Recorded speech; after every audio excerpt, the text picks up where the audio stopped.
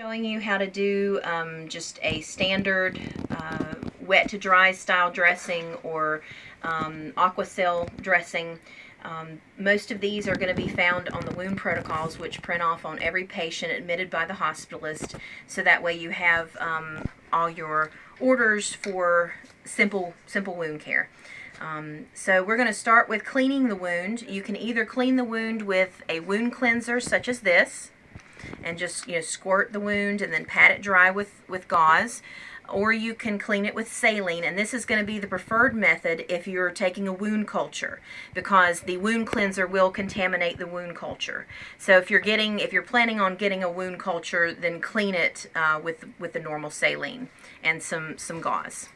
And if you are irrigating, if you've got a larger wound that has some eschar or slough or some debris, or it may just be easier for the patient if they're having a lot of pain, you can actually get a 60 cc luer-locked syringe and put a 16 or an 18 gauge Gelco on the end, draw it up with some normal saline, and then start from the top of the wound and irrigate down. Like if the patient was on their side, it would be this way. Like if they were laying on their side, whichever side of the wound is up, you're going to be irrigating top to bottom, and that way all the drainage and the debris and the infection rolls out of the wound.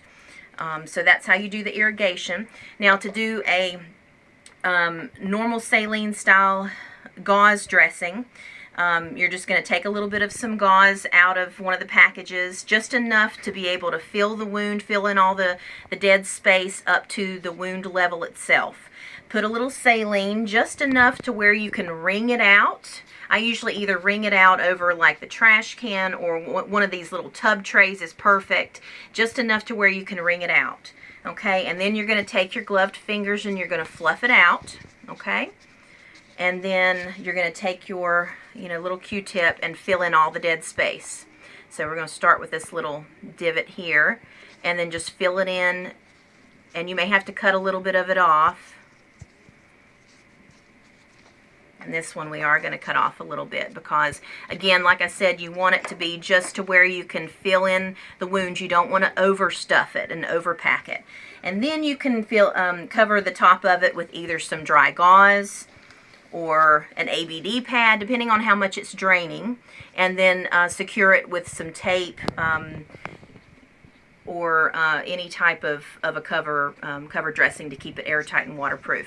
If you're doing a different type of a packing, like an Aquacel, if you've got like a chronic wound that you want to kind of help to keep moist, this is a good dressing right here. Good primary dressing. You can either